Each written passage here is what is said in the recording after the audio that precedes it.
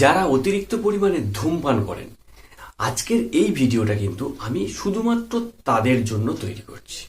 কারণ আমরা যখন স্মোকিং করি বা ধূমপান করি তখন কি হয় না, এই যে নিকোটিন, তামাকের যে নিকোটিন, সেটা কি হয় সরাসরি লাংসে যায়। লাংসে গিয়ে নিকোটিনের যে একটা লেয়ার থাকে সেই লেয়ারটা জমতে থাকে, যার ফলে কি হয় লাংসের বিভিন্ন রকমের সমস্যা হয়। আর এই দীর্ঘদিন ধরে যারা অতিরিক্ত পরিমাণে ধূমপান করে তারা দেখবেন একটা সময়ে গিয়ে কিন্তু অ্যাজমাতে আক্রান্ত হয় অথবা সিওপিডি এই ডিজিজে কিন্তু আক্রান্ত হয়। তাই যারা অতিরিক্ত পরিমাণে স্মোকিং করেন বা ধূমপান করেন তারা কি কি উপায় অবলম্বন করলে বা কি সলিউশন আছে যে ক্ষেত্রে আপনারা ধূমপান করলেও কিন্তু লাংসের খুব একটা ক্ষতি হবে না, অর্থাৎ লাংসটাকে আবার আগের মতো সুন্দরভাবে পরিষ্কার পরিচ্ছন্ন করতে পারবেন, সেটা নিয়ে কিন্তু আজকের আমি এই ভিডিওতে আলোচনা করব।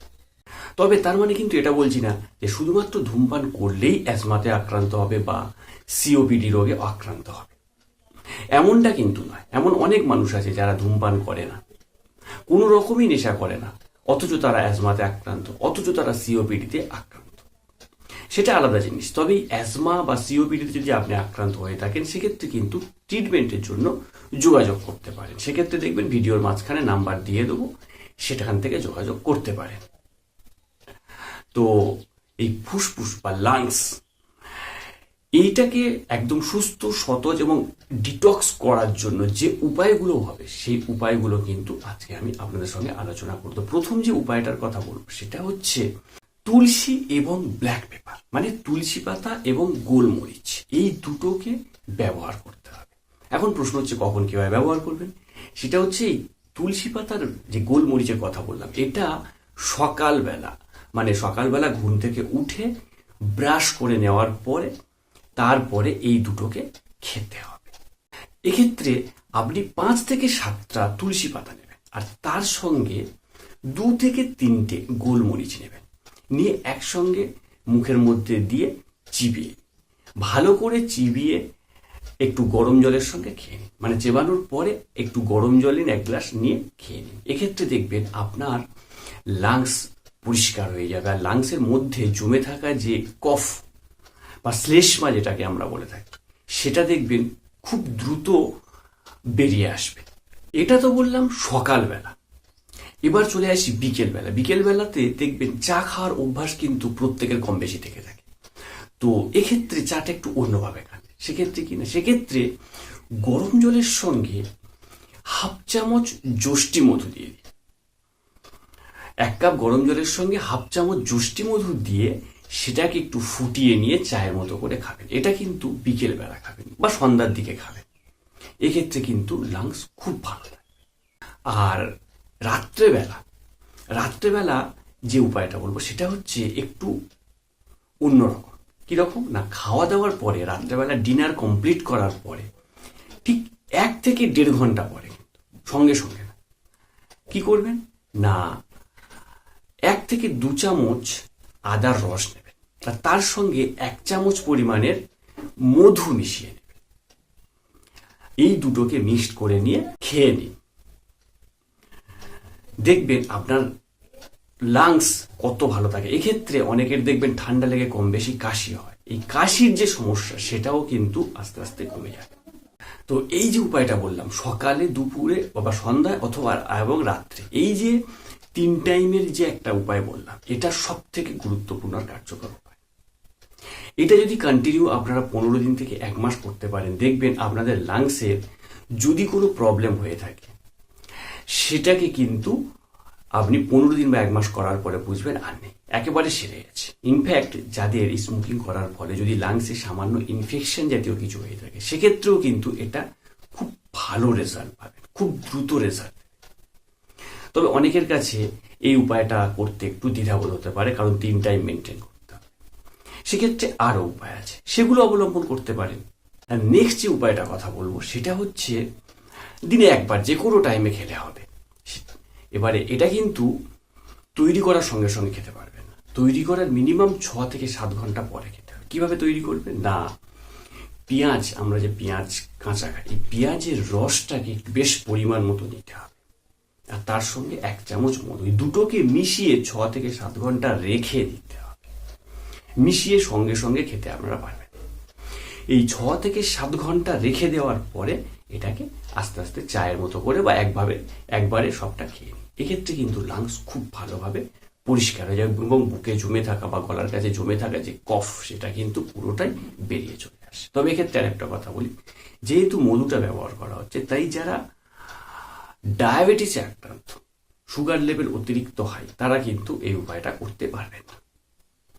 নেক্সট অন্য উপায় যেটা বলবো সেটা করতে পারবেন। শুধু যে উপায় অবলম্বন করতে হবে এমনটা কিন্তু না। চলার পথে, ট্রেনে, বাসে, ট্রামে, যেখানেই যান না, সেক্ষেত্রে কিছু খাবার আছে, ফ্রুটস আছে, যে ফ্রুটসগুলো যদি আপনারা পার ডে খেতে পারেন, সেক্ষেত্রেও কিন্তু লাংস খুব সুস্থ এবং সতেজ থাকে। এই খাবারগুলো কি কি সেটাও কিন্তু এবার বলবো। এই খাবারগুলোর মধ্যে প্রথম যেটার কথা বলবো সেটা হচ্ছে আমলকি। শুধু আমলকি নয়, ভিটামিন সি আছে এমন জাতীয় খাবার খেলে কিন্তু লাংস খুব সুস্থ থাকে। শুধু ভিটামিন সি নয়, ভিটামিন সির পাশাপাশি ভিটামিন ই থাকবে, বিভিন্ন রকম বাদাম যেগুলো, এই ভিটামিন ই থাকবে। এইরকম খাবারগুলো কিন্তু লাংসকে সুস্থ এবং সতেজ রাখে। তার পাশাপাশি ওমেগা 3 ফ্যাটি অ্যাসিড পাওয়া যায়, এইরকম খাবারও কিন্তু আমাদের লাংস বা ফুসফুসকে খুব সুন্দর, সুস্থ এবং সতেজ রাখে। নেক্সট যে উপায়টার কথা বলবো সেটা হচ্ছে শুধুমাত্র স্মোকিং করে তা না। অনেকে আছে যারা স্মোকিং করার পাশাপাশি গাঁজা জাতীয় যে নেশা সেটাও পর্যন্ত করে। আর এর ফলে কি হয়, অনেকে দেখবেন বুকে সব সময়ের জন্য কফ বসে আছে, সব সময়ের জন্য কাশলে সামান্য অল্প অল্প অল্প অল্প উঠছে, কিন্তু বুকটা সবসময় ভারী ভারী হয়ে আছে, বুকে সবসময় কফ বসে আছে। সেক্ষেত্রে কিছু খেতে হবে না। একটা উপায় বলবো, সেটা দিনে 3 বার করবেন। সেটা হচ্ছে গরম জল নেবেন, মানে ভালো গরম জল, টকবক করে ফুটবে এইরকম গরম জল নেবেন। গরম জলের মধ্যে রক সল্ট বেশ পরিমাণ মতন দেবেন, দিয়ে ওই রক সল্ট আর গরম জল ফোটানোর পরে দেখবেন জলের উপর থেকে একটা ভাপ উঠবে। সেই ভাপটাকে নেবেন। এখন কিভাবে নেবেন? ভাপটাকে একটা গামছা নেবেন বা একটা কাপড় নেবেন, নিয়ে পুরো মুখটাকে ঢাকা দিয়ে ভাপটা নাক মুখ দুটো থেকেই টেনে নেবেন, নিয়ে আস্তে আস্তে ছেড়ে দেবেন। যতক্ষণ ভাপটা উঠতে থাকবে ততক্ষণ পর্যন্ত এই ভাপটাকে নেবেন। দেখবেন এই ভাপটা নেওয়ার পরে কফ কি পরিমাণ আপনার লাংস থেকে বেরিয়ে আসছে। এটা খুব কার্যকর কিন্তু একটা উপায়।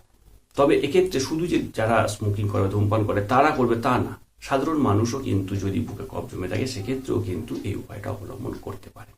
অথবা এই উপায়টার পাশাপাশি আরো একটা মেডিসিন আছে যেটা খেতে হবে না, দাম খুবই কম, মাত্র 15 থেকে 20 টাকা।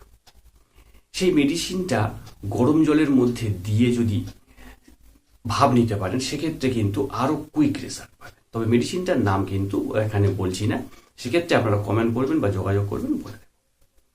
আর লাস্ট যে উপায়টার কথা বলবো সেটা হচ্ছে একটা ছোট্ট এক্সারসাইজ। এটা হচ্ছে রাত্রেবেলা ঘুমানোর আগে শুয়ে শুয়ে একটু করতে পারেন। সেটা কিছুই না, আপনি যেমন সুপাইন পজিশনে, মানে যেটা একদম সোজাসুজিভাবে শুয়ে আছেন, সেটা সোজাসুজিভাবে শোবেন না, একটু ডান পাশ ফিরে অথবা বাম পাশ ফিরে শোবেন, আর পাটাকে বালিশ দিয়ে বা অন্য কিছু দিয়ে উঁচু করে রাখবেন।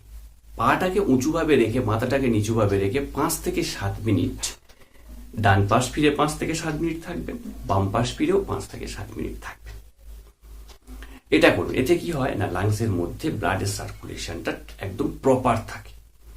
আর যে কোনো শরীরের যে কোনো অঙ্গে ব্লাডের সার্কুলেশন যদি ঠিক থাকে, সেই অঙ্গগুলো কিন্তু খুব ভালোভাবে কাজ করে। এটা একটা ছোট্ট এক্সারসাইজ বলতে পারেন, সেটা বলে দিলাম।